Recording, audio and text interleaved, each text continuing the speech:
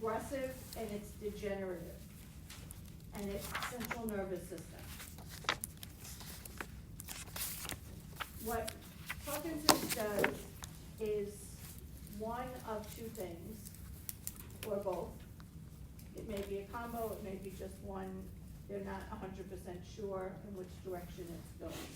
It either is that the person is not making enough dopamine, or the dopamine that they're making is not able to be utilized.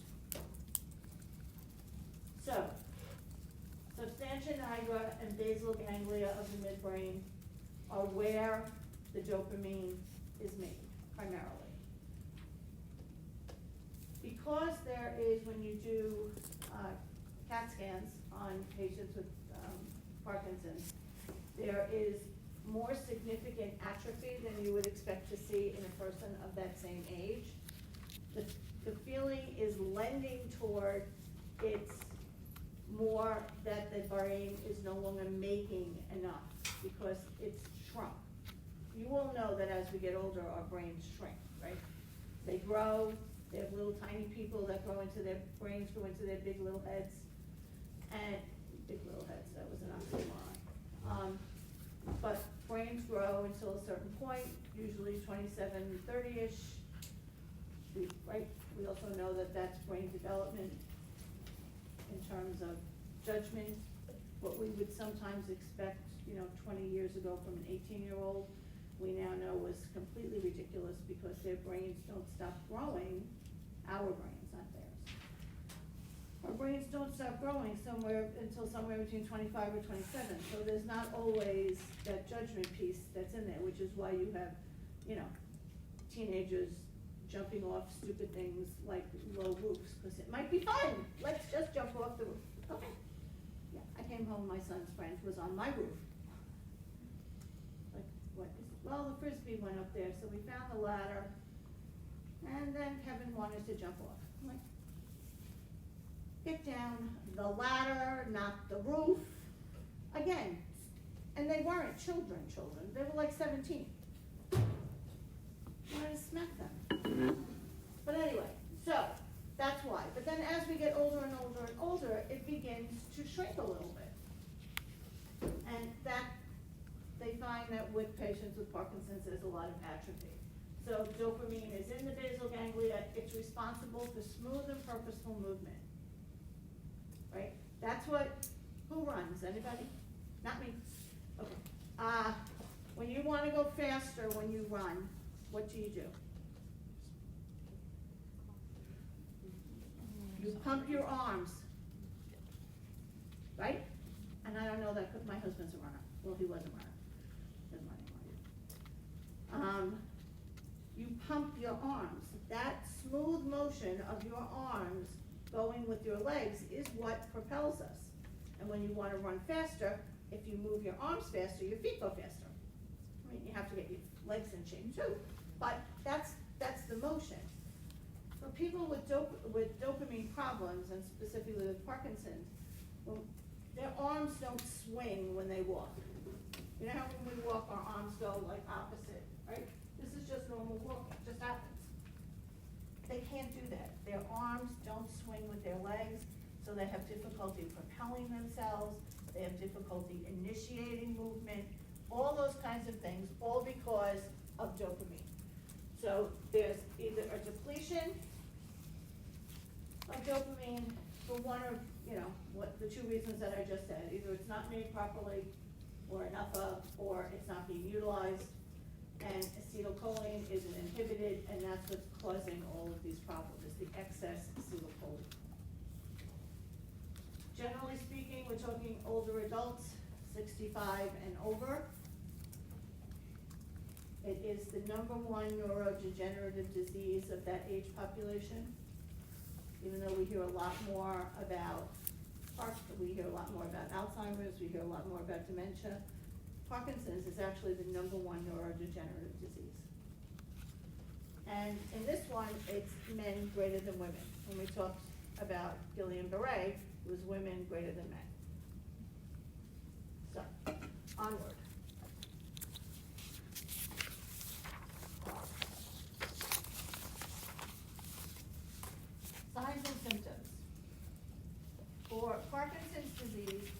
signs and symptoms are extremely important because until somebody dies and they can do an autopsy of the brain, there is no way to diagnose it. So it is diagnosed based on signs and symptoms. The bradykinesia is what?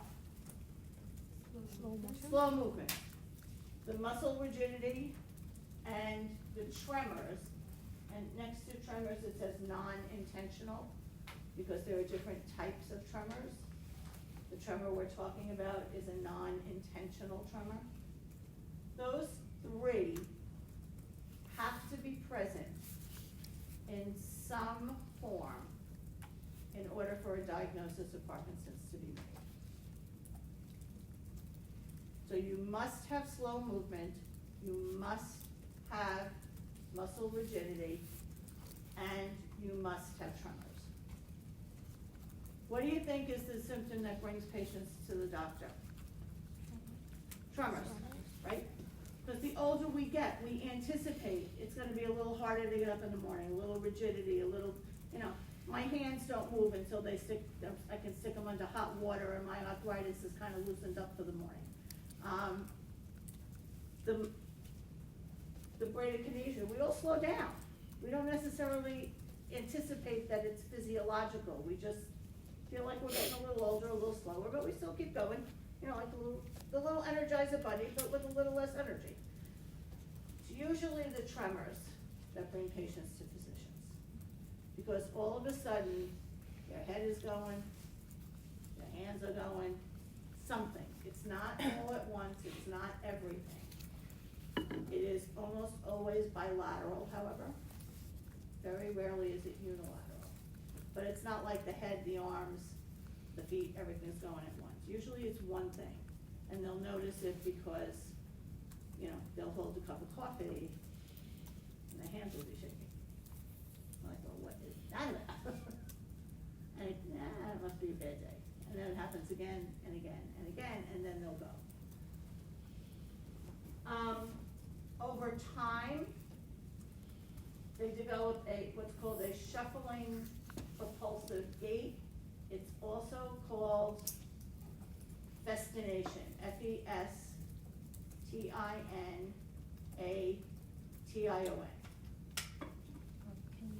Sure? Festination.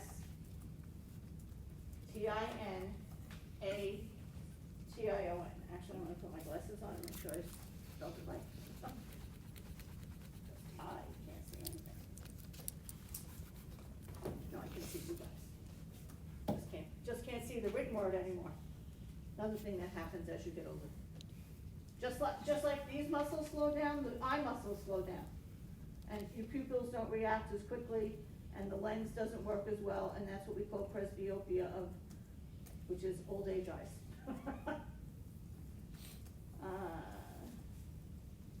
It'll be in here somewhere. All right.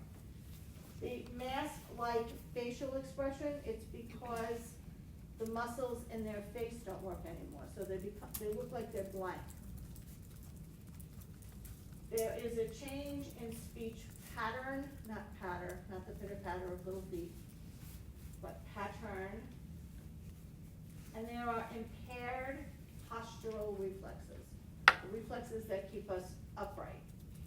So over time, they end up looking like this. They just slumped over. And then when they try to walk, they walk like this.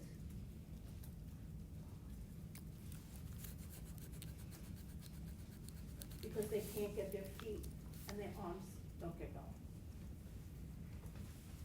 So they look like hell, and their brain is still working.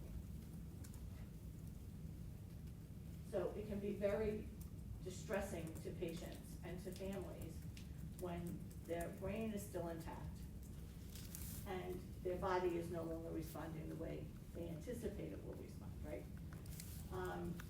The other thing is that they oftentimes become invisible. Have any of you ever have anything wrong with you, sick or anything, end up in a wheelchair? When I broke my leg a bazillion years ago, we had a trip planned to Disney World. The kids were little. And the first thing I said after I woke up from anesthesia, after I stopped talking about screws and bolts and saws and all kinds of other things, it's a different story. I said to the physician, I need to cancel my trip now if I'm not gonna be able to go. He said, no problem. We'll be there. He lied. He lied a lot. Not only was I mean, we did go, but I was in a wheelchair. I had just had the external fixators. External fixators are those big, gigantic things that they screw into your legs or your arms or your, wherever they're screwing them, to keep it instead of putting on a cast. And they had recasted me. So there I was in Disney World, 1,000 degrees, with a cast on my leg. My leg is straight up in the air because it can't go down or else it swells, and then the cast is gonna cut off my circulation, which it would not be good. It was the most enlightening experience as a nurse. I was invisible to people. I was lower. They're just in their own little world. They didn't see me, because my husband was wheeling me. And sometimes the kids took Trump, but they were little and would go like 3 feet. People would just cut in front of me because they didn't realize I was even there because they didn't see me because I was down here.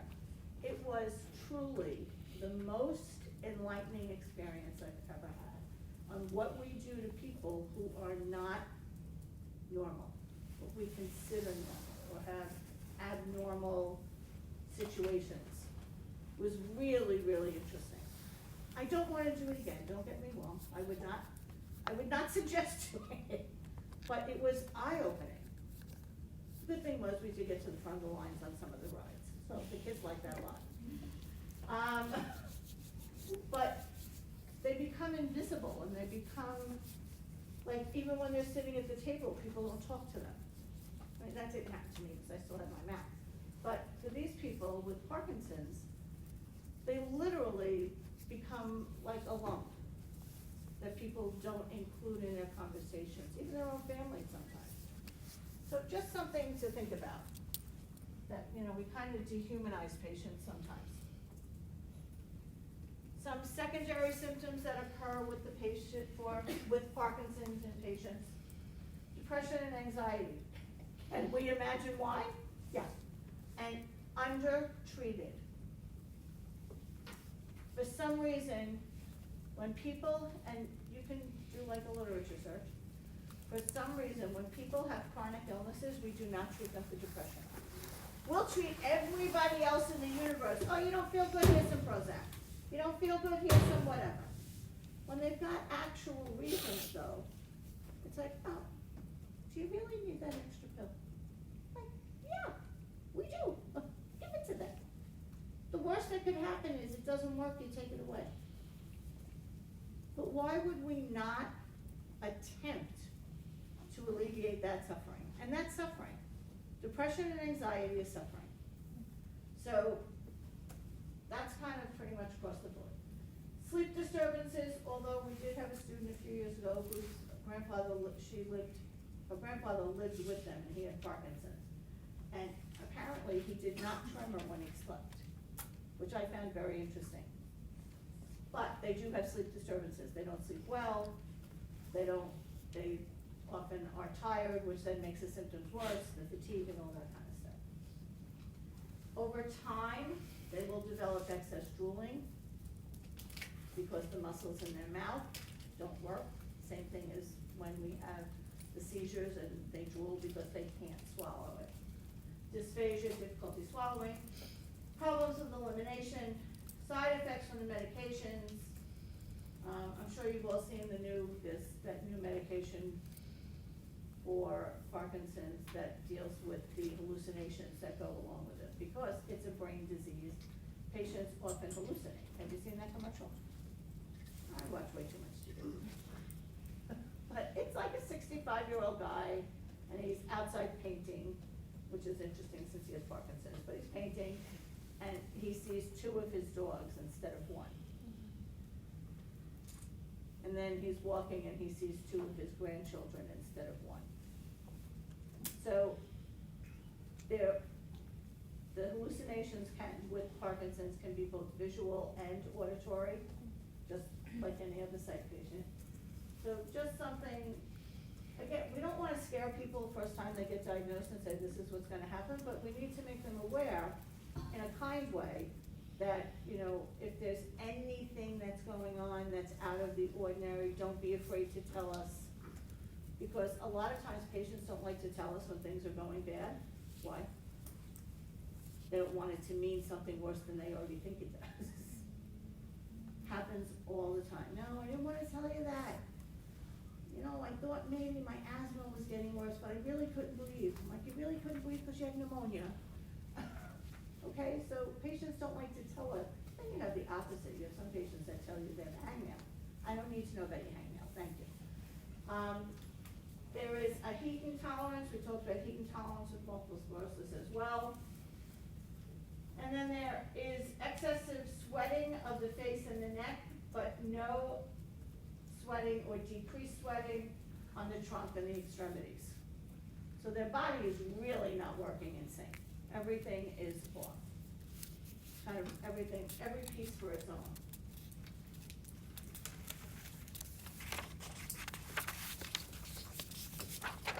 Diagnostically, I already said, other than autopsy, there's no specific way to diagnose it.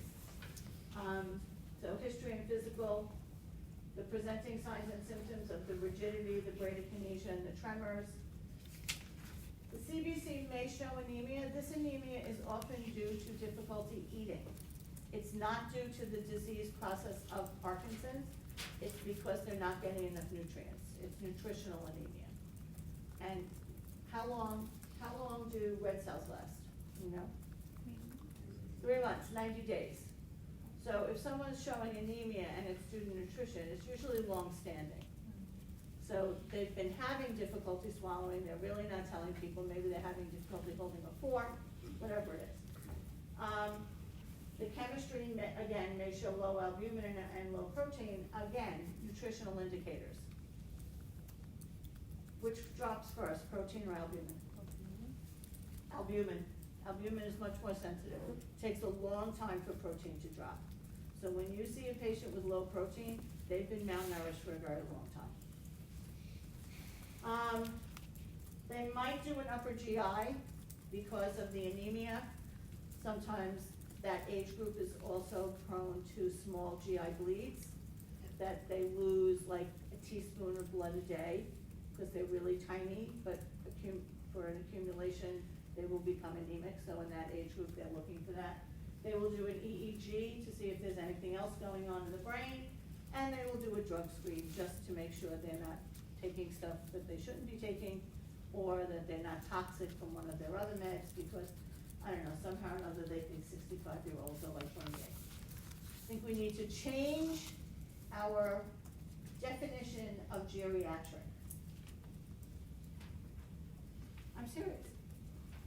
We still consider a 65-year-old to be geriatric. We treat them differently in the hospital. They get special socks, rails don't go up anymore, but they get put on special protocols. It's very interesting. Okay, so what we can do is we can medicate them. And when we medicate patients with Parkinson's, what we're looking for is not cure, it's not even, remission. We're really looking for palliation of symptoms. So we're trying to make the symptoms better. And unfortunately, it's a very bad slide because I was lazy.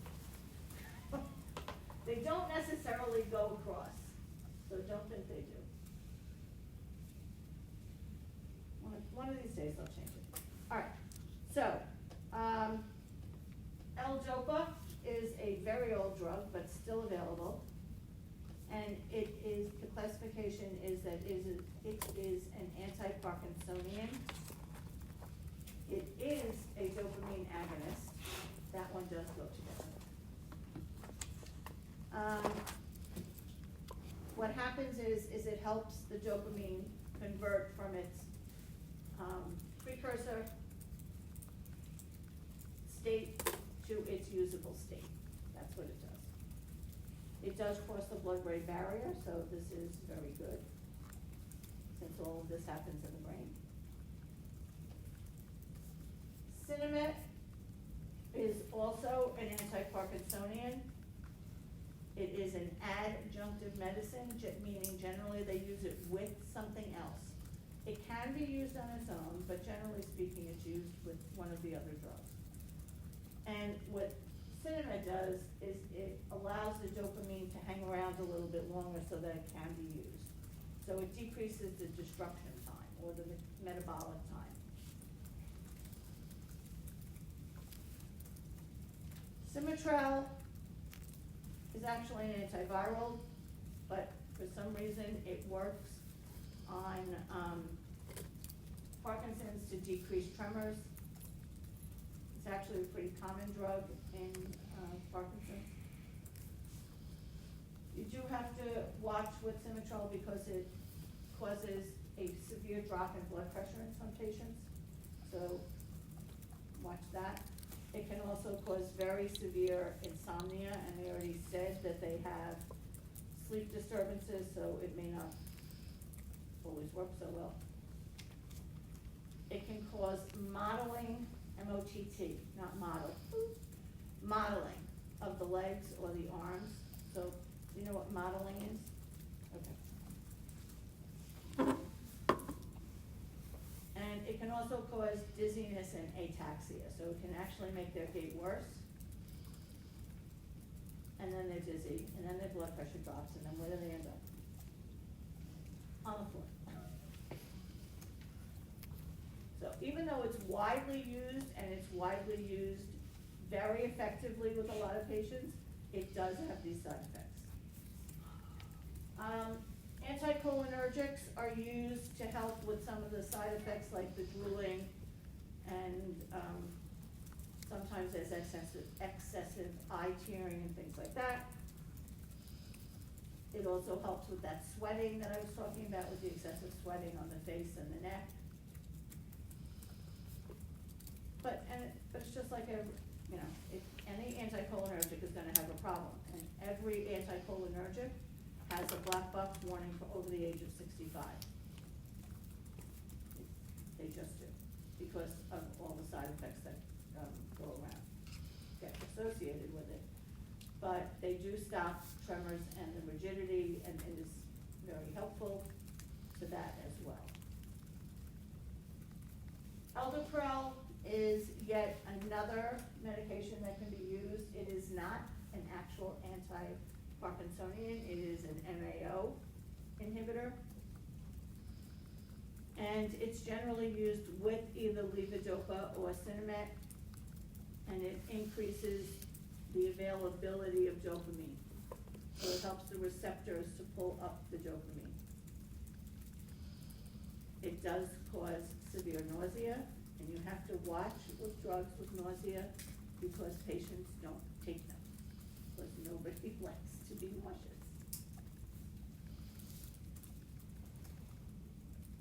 I actually had friends I went to high school with, who anytime she got sick, she'd throw up, she'd say, oh, I feel much better. Like, that was like her favorite thing in the world. Oh, if I could just throw up, I'm like, oh, I'd rather die. I keep throwing up. Okay, so dopamine agonists we already talked about. Antidepressants we also already talked about. Any antidepressant that's out there that works for the patient is the one you should use. And since we have 7,000 antidepressants, they can take their pick and start somewhere and then eliminate what's not working and then give them something else. Propranolol, you should be familiar with from cardiac. It is a what? It's a beta blocker, but for some ungodly reason that they don't know why, propranolol will also help decrease tremors in patients with Parkinson's. And I think it was one of those whoops findings, like they had a bunch of patients that were on propranolol and they just kind of noticed that their tremors got better. Dopaminergics are those drugs that I talked about that increase the dopamine. That's what a dopaminergic is. I just wanted to make sure that I put it up there. And the aldoprel is an MAO inhibitor, and you know with MAO inhibitors what? 7 bazillion interactions, right? They're like very picky little drugs. Like, no, I don't like that drug, no, I don't like that drug, no, I don't like that drug. So you have to be very, very careful about whatever else the patient is on.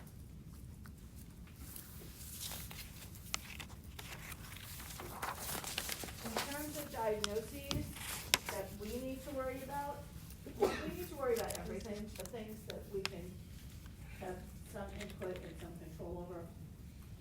SCDs, not the compression stocking things, SCDs as in what?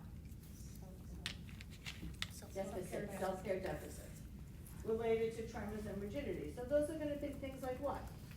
What self-care deficits? I've talked about at least 3 of them that I can think of.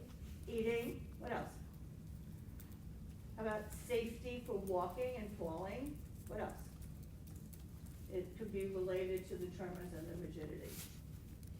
Sleep difficulties, if your muscles hurt, you can't really, can't get comfortable in bed.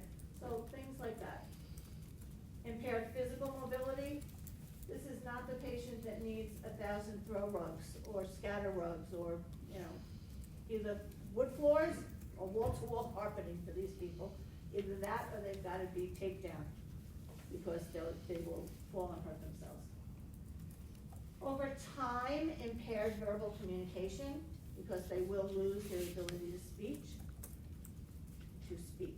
of speech. There can be self-esteem disturbances, and they should not be just like, oh yeah, it goes with the territory. Safety issues, imbalanced nutrition, and then knowledge deficit. Those are really the biggies that go along with Parkinson's. Okay? Any questions? We kind of flew through that, but yeah. So for all the meds that you talked about in all the lectures, we should just look up the generic names, because that's what we've always been saying. If I'm not mistaken, on my test, if there's a drug, I usually have both names there. Okay. I know for NCLEX you need the generic.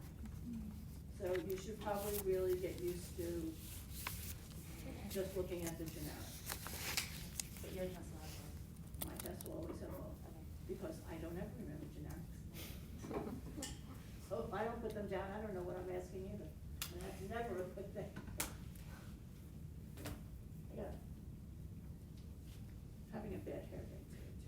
On top of everything else, it's Monday, has a long class time after 7,000 years. Okay, any other questions? All right. We'll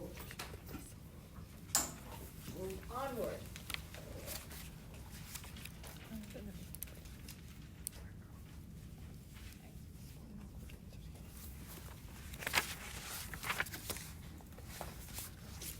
Oh, spinal cord, sorry. Don't know what I'm moving on with.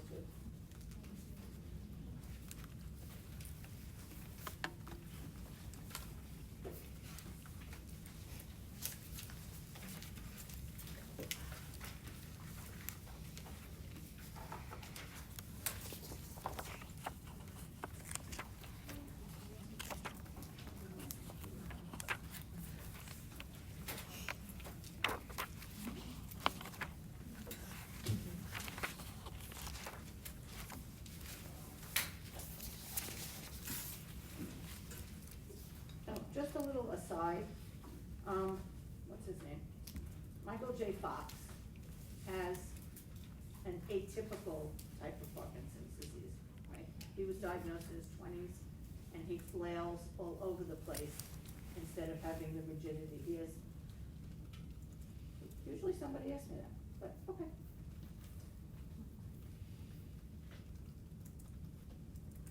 Well, because it's confusing. You see somebody on TV that's famous and doing all this research, and he doesn't look anything like what I just said. But with every typical presentation, you will always have atypical. Even like what I said the other day, about Guillain-Barré.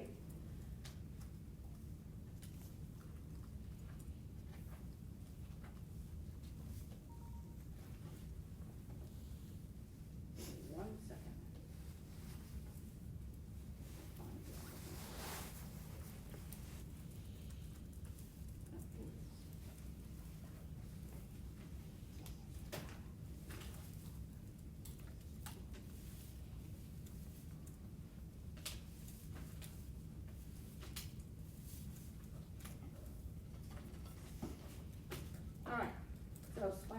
injury.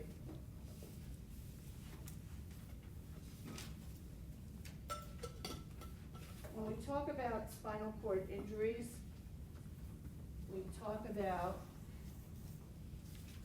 any injury from C1, which is, as I said to you, all the way up, actually into the foramen magnum. It kind of goes up and into that little hole at the bottom of our skull.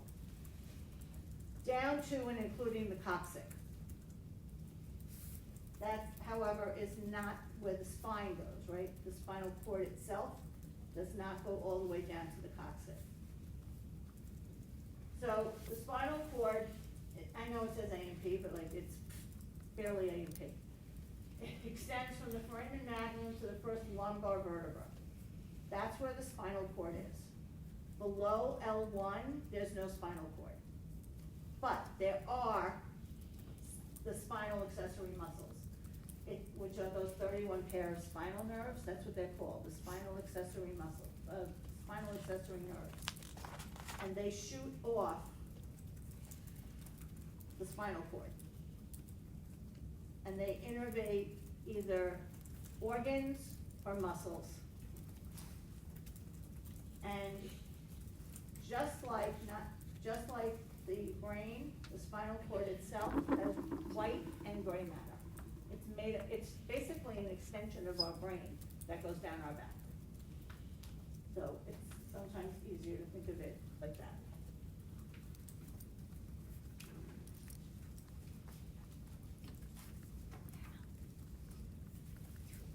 So C1 through 7 are cervical.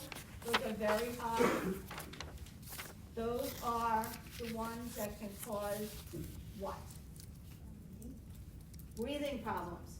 You have a high fracture of someplace up near C1, C7, it can easily disturb breathing and or cardiac rhythms because they're all down there in the lower part of the brain and the brainstem. So when we have a patient that's, you hear, oh, we're getting a patient with a C3 fracture, you know what immediately you need to be alerted to, okay? The thoracics go T through 12, lumbar L through 5. Sacrum can be designated as S1 plus a coccyx, which would be 2 through 5. Sometimes it's just, they just delineate it as sacrum 1 through 5, and some books will just call it the coccyx. It's your tailbone. And even though there are no spinal nerves down that low, when you break a tailbone, it is extremely painful. It almost never heals well because you're constantly moving your hips. You move your hips, it displaces this coccyx. It's an extremely painful, even though it doesn't cause any other damage to any other organs, it can be an extremely painful fracture. So you need to be aware of that.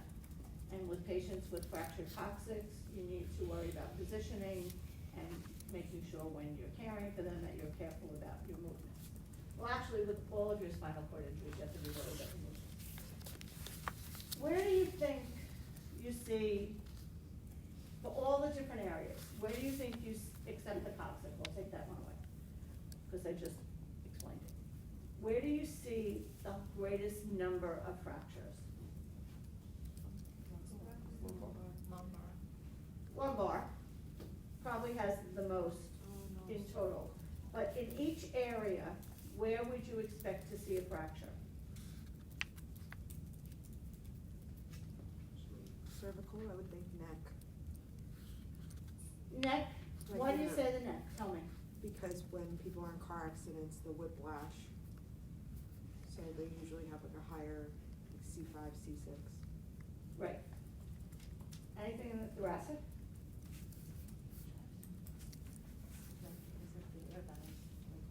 Wouldn't you get frequent?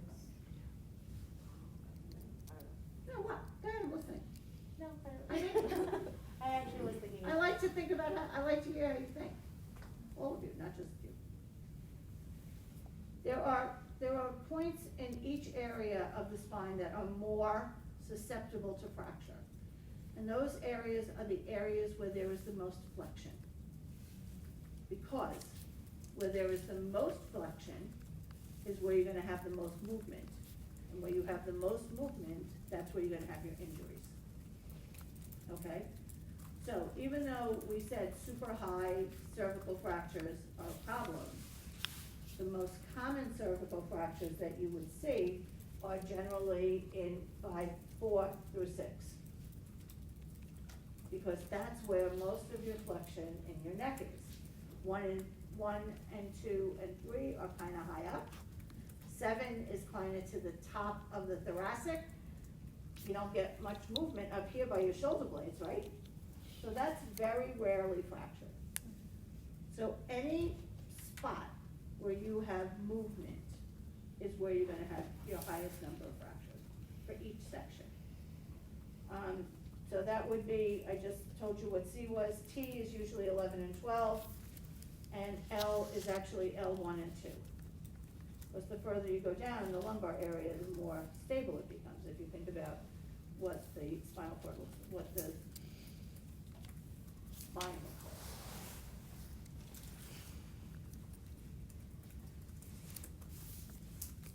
like. So just like the brain, the functions of the spinal cord are sensory, motor, and reflex. And there are some reflexes that just go right back to the spine. They're called spinal reflexes. And others that need to go up to the brain. So if you have an injury of some sort, and it doesn't have to be a fracture, if you have an injury of some sort that is near a point where the reflex is brought back to the spinal cord, you're gonna lose that reflex. Okay? So sometimes urination can go all the way to our brain, right? Otherwise, we would all sit here constantly wet, right? We would be peeing our pants all the time. Because we can control the muscle of our sphincter.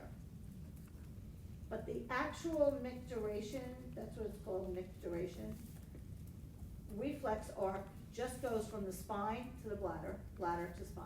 Well, that's all it goes. There's an extra piece that our brain adds to it, which is why when patients have spinal cord injuries, depending on where that injury is, they may or may not lose complete function of their bladder, which we will talk about. So understanding that there's a reflex piece in addition to the motor and the sensory is an important part for you in terms of assessment, to be able to assess your patients as they come to you, so that you have an idea. If somebody says they're coming in with a T4, even though I said that's not common, can happen. Someone's coming in with a T4, and you're like, okay, well, let me think about that. T4, should there be any reflexes there? What am I looking at, and what do I expect? Because if you don't know what to expect, you don't know what to look for. Okay.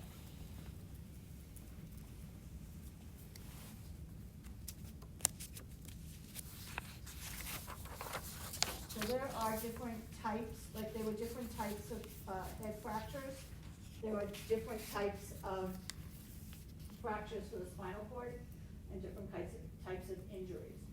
So the first one is simple. It's a complete injury. Complete injury means wherever the damage is, from that point down, there's going to be no function. It's complete. The cord is either severed, there's been a tumor pressing on it for so long that there's been no blood supply, so now it's dead. It could be that the spinal cord had a piece of bone, that when the patient was in a car accident, the bone fragment went through the spinal cord. In the olden days, they don't do this anymore, thank God, they actually used to cut the spinal cord for pain management. If they had somebody who was in intractable pain, they would cut the spinal cord.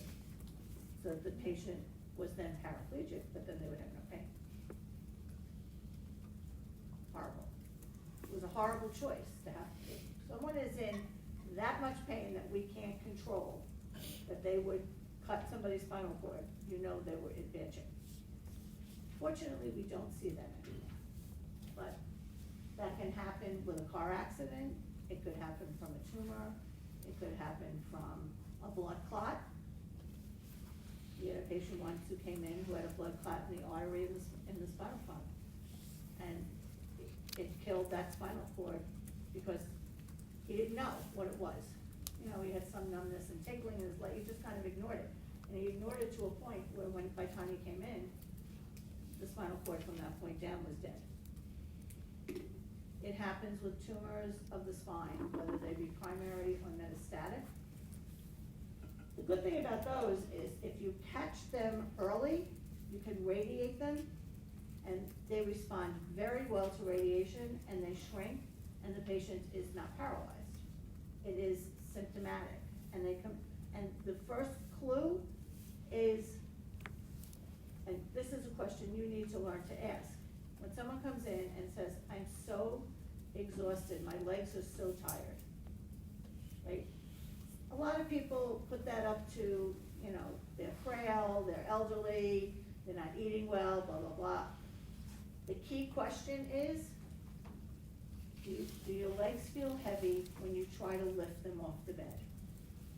That feeling of heaviness in their head, not that you have trouble picking it up, because some people's legs are very big, but that they say, my leg feels heavy, should go ding, ding, ding, ding, ding, this is a neurological problem, someplace. It's very specific. We had a patient once who came, and it frequently happens with prostate cancer, breast cancer, lung cancer. But we had a patient come in and he complained, and he was a tiny little thing. He was an oncology patient. He was like, I don't know, 5'4" and like soaking wet. He was like 95 pounds. And he came in and he said to the resident on call on the weekend, you know, I'm tired, my legs are tired. And the resident put him on IVs with vitamins, and they put a tube in to try to feed him because his nutrition was poor, and he never went any further than that. By the time they came in on Monday, he was totally paralyzed. And they could have radiated it. And he didn't know to look for it. And that's a terrible thing. The man was dying, which was his response, which I didn't think was a very good response from a resident. Like, oh, well, he's dying. But not good. He doesn't need to die a paraplegic, thank you very much. You didn't ask the question. The question was, are your legs heavy, or are you just super tight? It's different, it's a different feeling. And that thing, and patients understand that differentiation. So, some things can not end up complete if they don't, you know, if we intervene appropriately. Okay, incomplete. There are I will show you pictures later, because I'll put that on all at one time. There are incomplete injuries of the spine, and they are these are the causative directions, we'll call it that, the causative, directions of the injury. So hypoflexion, hyperflexion, flexion, rotation. So this and this, right? This is what you would get if you were hit from behind in the old days from a car. If you were strapped at your waist, your body, because you know, when two cars hit, they don't always hit perfectly straight. They're a little off. So when you get hit, you bend forward and you rotate a little. And you would smack your head on the back seat or on the windshield. And you would get spinal cord injury. So flexion, rotation. Even when I went off the step and I broke my leg, that's exactly what happened. There was flexion of my ankle and then a rotation, but I had a boot on, so it didn't move, and fractured both bones, the tibia and the fibula. It was the rotation, and if you looked at the x-ray, you can actually see the rotation. It's kind of on a curve. And then Compression axial loading injury. That's when there's pressure from above. The axis of the body goes straight through. Do you remember that from level 1, when you had all the different positions up and down and sideways? The axis of the body goes straight through the middle. So when you have an axial loading, you have loading from the top down. So that could be jumping into a pool that's very shallow or the ocean. It could be, I usually use the, but I don't know if they're on TV anymore. You know the cartoon Roadrunner and Wile E. Coyote? Okay, when Roadrunner drops the anvil on top of Wile E. Coyote and he squishes flat, that is perfect compression axial loading. But we also see this in women and men with osteoporosis. The weight of their body crushes their bones. And that's what an axial loading injury looks like. It looks like the vertebrae are crushed into little tiny boulders. If you look at, an x-ray, they're all broken up into like little pebbles. Because the weight of the body on the spinal cord, it can't manage it anymore. And it pushes down and it causes fractures. Because those bones in those people are not very stable, right? They have holes in them from the osteoporosis. So what they do to fix that is they literally pour super glue. They remold it into the shape of the bone, the best that they can. They'll take any out that are protruding so that they don't stick into the spinal cord. And then they literally pour super glue in it. I mean, I'm sure it's not quite that simple, but that's the concept. They also sometimes put like a mesh cage around it, kind of, like on Route 80, when you travel on Route 80, there's that one stretch that has all those boulders in a mesh cage as the wall. Instead of building a solid wall, they put up the mesh cage, they dump in the rocks. That's what they do with the spinal cord. They wrap it in a cage to keep it all together. Okay, I'll show you pictures of those in a minute.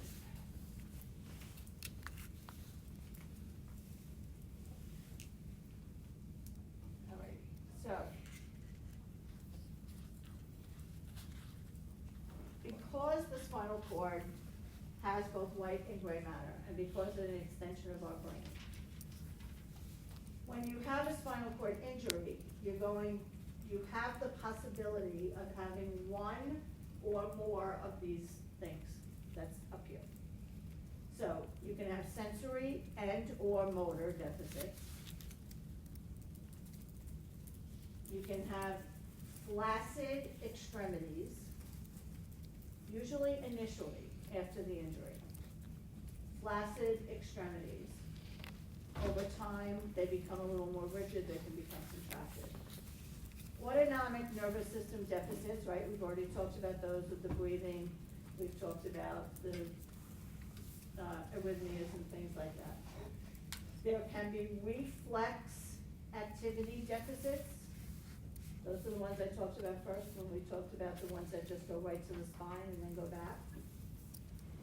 There can be cord edema, where the entire cord gets swollen. So after an injury,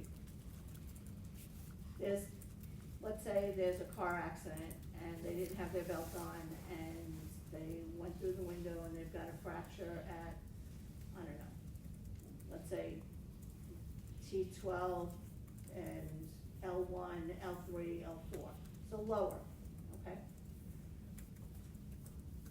You expect that there's going to be swelling and edema in that area. But what happens with cord edema is there's so much swelling, and that could be for a couple of different reasons. There's a lot of damage, so a lot of the immunological properties that are going to be rushing to that area, there's going to be a lot of them. Could be that the patient has a high fluid content, patients that are, bouncier in their skin and have more fluid. They're going to create and make more edema. So there could be a whole bunch of different reasons why it happens. But what happens is, after the injury, the entire cord gets edematous and shuts down, because there's so much edema, it can't work. It's not getting any signals in or out. So the patient looks totally paralyzed from neck to toe. But we know from looking at CAT scans or reading the chart that in fact, most of the damage is where I said like T12, L1, 2, 3, 4. So the possibility is that as that swelling goes down, and what we do for treatment has to do with decreasing swelling and decreasing edema, that when that edema goes down, that more function will return, because the spinal cord will return to normal, because it's not damaged at the whole thing. It's only damaged at that one point. And then spinal shock is something that's very specific and very different than physiological shock, and we'll go over that specifically. But these are some of the things, the big things that we worry about with spinal cord injuries.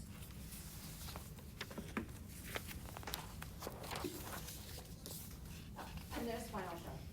I guess I moved it. I used to do it later in the lecture, but that works.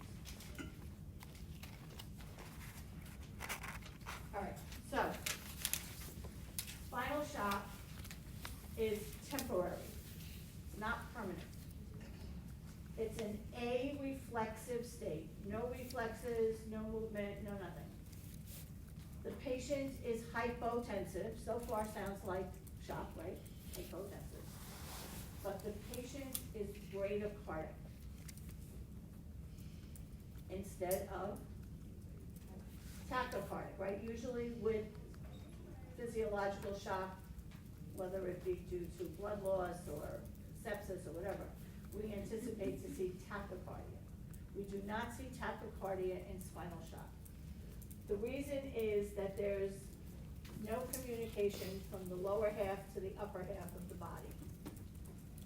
So the heart is not necessarily getting signals from the lower half of the body saying, you know, speed up there, we don't have enough blood down here, and get moving. So bradycardic.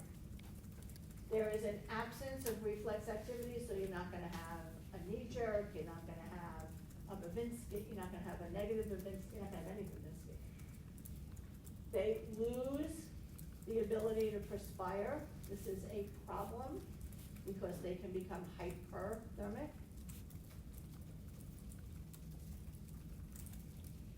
They develop bladder and bowel atony, A-T-O-N-Y, or atony, however you want to think about it. And what that means is there is no tone to their gut, and there's no tone in the muscle of their bladder.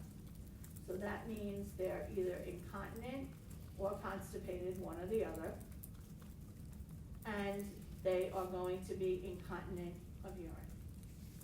Because there's, if you think of the bladder as a balloon, right, when we close the sphincter at the bottom of the balloon, it's like filling a balloon with water, and it gets bigger and bigger until you open the bottom and the urine's released.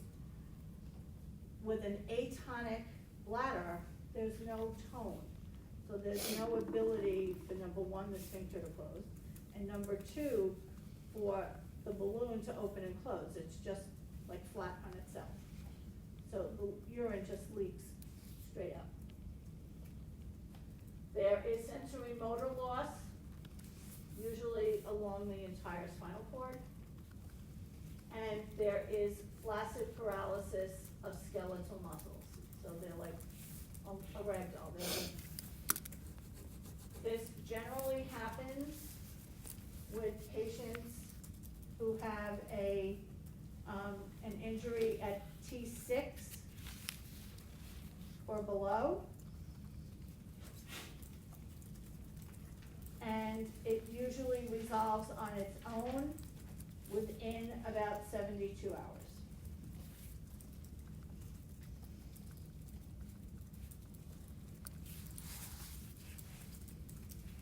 Generally, that's not it. Okay.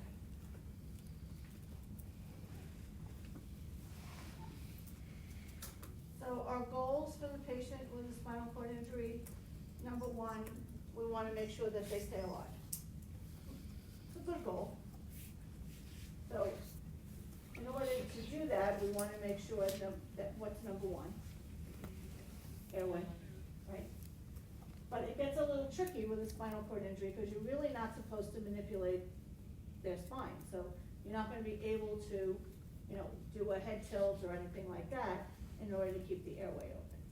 So this patient might be intubated early, or they might put in, again, one of those, S-piece the mouthpieces that look like, I can't think of the name of them. The one that I said to use for a seizure. It'll, You just said it was an oral airway. oral airway, thank you, that is what I said, that's what I'm looking for. They might just put in an oral airway. I need to wake up. By 11 o'clock, I'll wake up. Everything before 11 o'clock is like automatic pilot. Then we wanna make sure that we prevent further injury. So by preventing further injury, we wanna make sure we're not moving them all over the place, that we keep them in as close to neutral alignment as we can. But again, if they're all crooked from being in an accident, we don't wanna straighten them out. We wanna take them as is in one piece. And then the last thing we think about is maximizing rehab potential.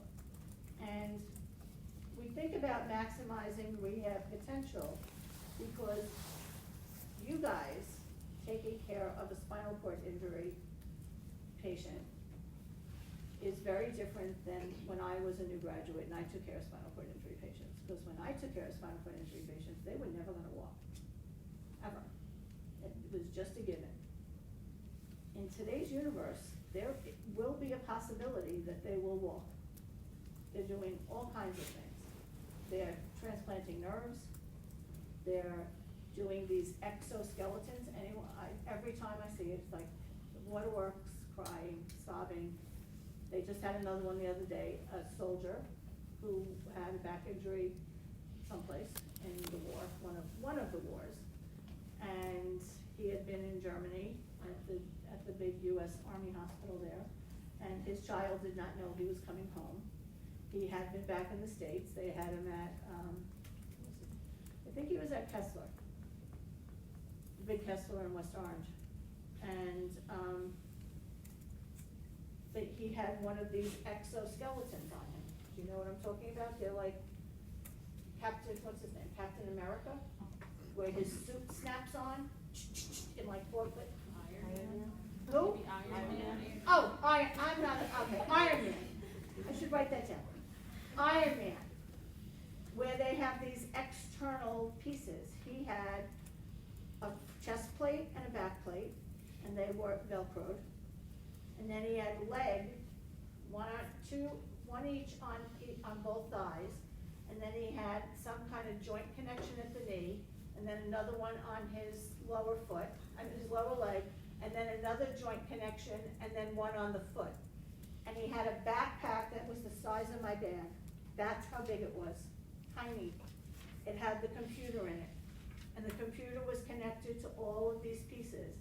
And he was backstage waiting for when his kid did something. And he walked, unassisted, with nobody but his little exoskeleton, and walked across the stage with the kid.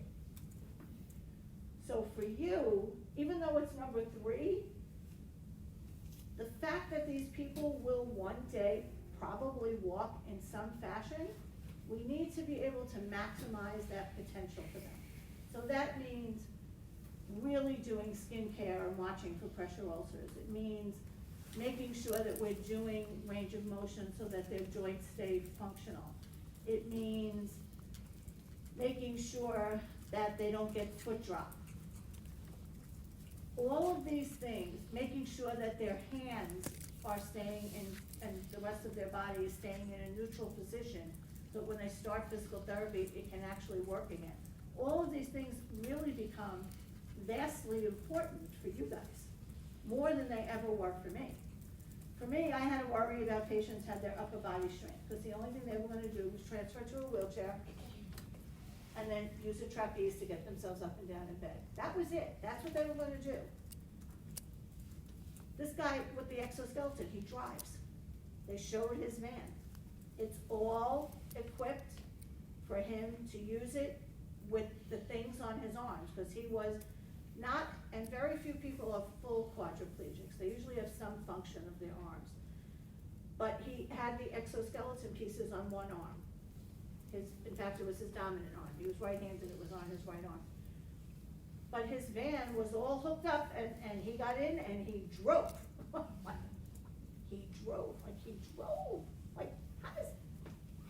Like, even when I had my cast on, it was very hard to figure out, like, how far to push that pedal. Like, I was like, So, I'm sure it took a lot of time to learn how. But their life expectancy and their life quality and what they're gonna be able to do is so much more. So keeping them in good shape while they're acutely ill becomes really super important. There's also a guy, some guy down in the country in South America, years ago, there was like one of these human interest stories, and he was a mechanic, and his child was born with spina bifida, and he built some kind of bike for him that he would put the kid on, and at first he would pedal for him. He would strap the feet and he would pedal for the child. The kid was little when they started it, like maybe 4 or 5. And by the time he was 9, he could pedal on his own, even though he had spina bifida, and it was pretty significant, like they showed the closure. So who knows what's gonna happen? It's like you don't know the Jetsons, never mind. It's like the Jetsons in real life.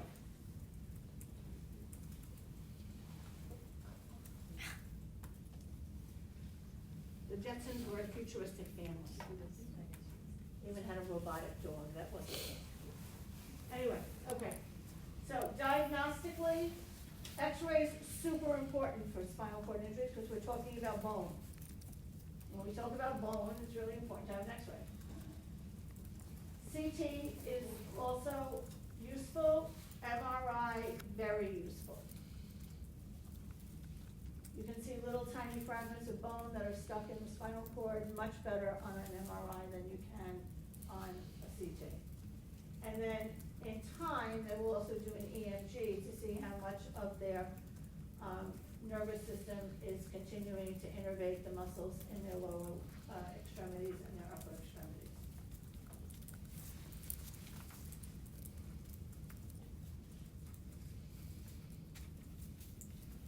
Okay, so we're going to talk about each of these individually. So this is probably a good time to take a little break. We'll take a short break because we'll have a long break later. And then we'll finish this up.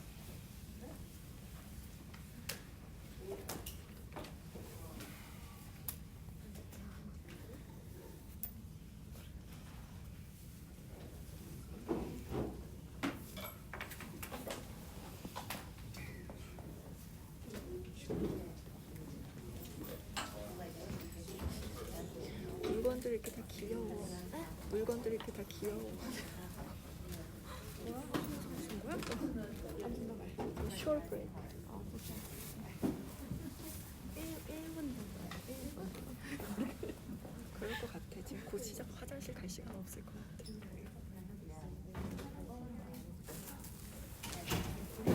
엽떡 문 닫았구나. 엽떡 문 닫았어. 진짜로요? 5,000원도 문 닫았어. 나 언니 말한 사 먹었는데 로드코코. 언니랑 사 먹었는데 맛있다고 닫았어요? 아비 거보다 맛있지? 아니 근데 걔는 안 그랬어. 키트가 똑같은데 맛이 달라. 걔는 진짜 인기에서 요걸 엄청 먹었거든요. 그치? 바뀐 거 같아. 맛이 너무 없어졌어. 아니 거기 호텔이? 네, 근데 되게 많이 바뀌었어요. 그래, 나는 2개 다 먹어봤는데 아비 거가 너무 같은 같은 키트인데 맛이 안 밴 거야. 그래가지고 뭐야 이러고 여기를 갔다 갔는데 문을 닫는데 살렸대. 다른 데서 인수를 한 거 같고 김천홍이랑 둘이 같은 가게잖아. 인수를 했으면 계속 장사를 해야 될 거 아니야? 치킨 쪽으로 바꾼대 뭐 이러는데 내가 아비꼬 가서 먹으래. 거기 좀 그랬더니 아는 거야. 네 그렇죠. 그래서 맛이 덜 뱄어 내가 갔을 때. 거기 처음에는 잘했는데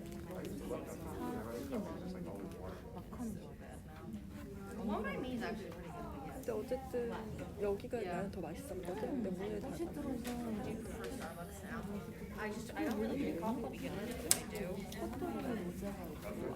없어? 근데 마비스 로제 떡볶이 쪽에 로제 파스타 그쪽 괜찮아. 근데 비싸. 마비스 너무 비싸. 폴리가 전체적으로 다 비싸더라고.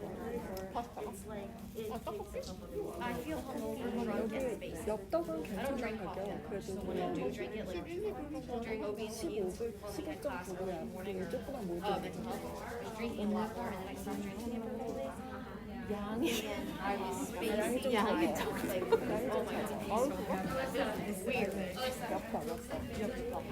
야 마비스는 양 진짜 말할 것도 없이 너무 적어. 마비스는 너무 비싸고 너무 적어. 요즘에 근데 식당 왜 이렇게 가격이 미쳤어. 국밥 하나 먹어도 막 15.9불이야 15.9불. 옛날에 99였는데. 어디 앉아있어? 저기 뒤에 앉았어요. 누군가가 해가지고. 그랬어? 아 여기 뒤에? 원래 우리 뒷자리였잖아. 그렇지.